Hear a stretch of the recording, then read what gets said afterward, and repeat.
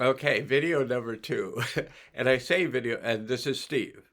So I don't know if I said that on video number one, but this is video number two. And I'm Steve, and I'm still Steve because people called me Steve. And so I just figured that was my name. I just kept hearing Steve, and I would respond to it. And, you know, earlier I was called by my middle name, which so for my first, I don't know, 19 years or so, um, or maybe even longer, maybe 21 years, whatever. I I was called Roy. So I'm Stephen Roy. And so people called me Roy. I didn't like it. I liked cowboys and everything, but I just didn't like Roy Rogers and Dale Evans. There's just something too about them.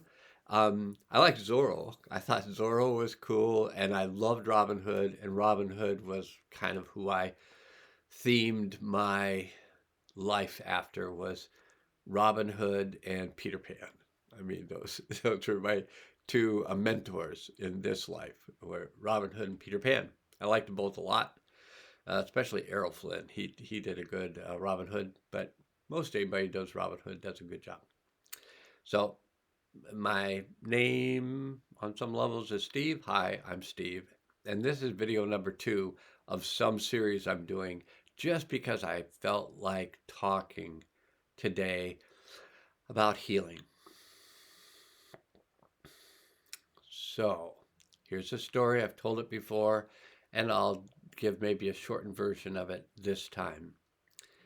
In 1996, in January of 96, during we would have this intuitive or medium or clairvoyant person named Nancy Crisp. I hope she's still alive. Maybe someday she'll get to watch one of these and hear her name. But she was this lovely human being who would come in and channel people's spirit guides. So I don't know why I'm doing this. I was an altar boy for, I mean, until I was 16. So who knows what age they make you be an altar boy, but it's probably 10 or 12 or something. And then at 16, it seemed like a long time. But I learned how to kneel down. So it really helped when it came to tiling floors because you had to kneel for a long time when you were tiling floors. And I've ended up doing a lot of home remodeling of my own houses, and tiling was one of the things I did. I got better as time went on. The smaller the project, the easier it was to do on some levels. But anyway, Nancy Chris gave these channeled readings from your spirit guides, and she did it in 94, 95, and 96. In 96, she gave me my reading, which would last about 5 minutes. There'd be 20 people. They'd get 5 minute readings. And her reading to me was your spirit guides want to have direct communication with you. And my thought was, it's not going to happen. That was my thought. My thought was, I'm strange enough that I don't want to get into that level of, yeah, Steve McLean, he's really out there. And he's so out there that basically he's living his life based on what his invisible friends tell him telepathically in his little head. And he does what they say. I don't want to be that guy, so I just said, fine, Nancy, great, they want to talk to me, but I'm not going to do it.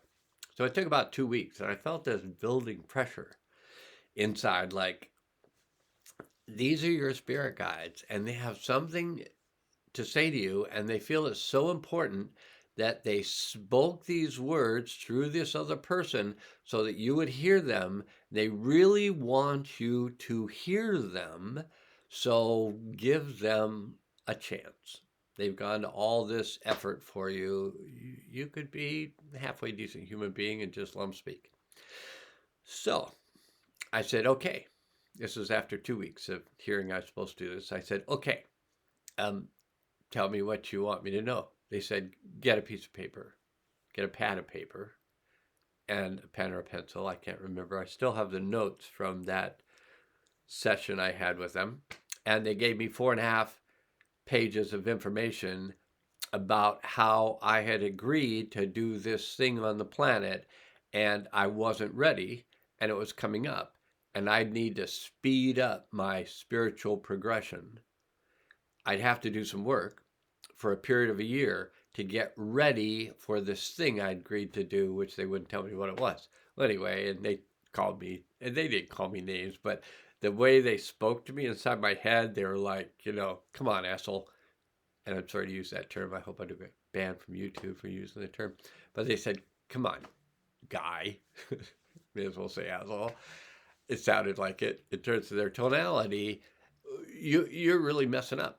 And we're here to not let you mess up again. And so they told me I needed to do all these spiritual practices, and I need to do them for a period of a year, 3 to 5 in the morning. Just understand, I like sleeping, and that that something would be taking place, that I'd be participating in it, but I needed to get ready for it. So I went ahead and I did the practices they suggested I do, and then around December of 96, so it wasn't quite a year by that time. Around December, they told me that I would be led to a hillside in the local area, and I needed to, when I was led to the area that would be on a hillside and it would have a vortex, I would be participating in a process on this hillside in March. And I actually was given the dates, March 22nd, 23rd of 1997.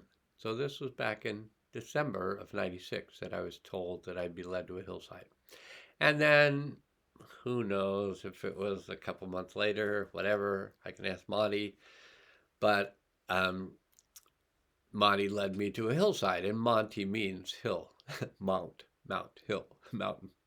So Monty leads me a hillside on a llama farm. I can't remember if it was called Hello Dolly Llama Farm, but I think it was, but I can't remember. Monty will make a comment maybe in the section and say, no, it wasn't called Dolly Llama Farm, but it might have been. But anyway, I helped Llama Hill. Monty led me to the top of a hill. I helped Llama Heel, and Monty led me to the top of a hill. And he said, yeah, this is where I camp. This is where I put my tent. And it's really cool. There's a vortex right here. So I went, oh, you'll be led to a hill, hillside with a vortex. So to hear the rest of this story, you're going to have to listen to video number 3. Maybe keep you interested. Okay, now let's go.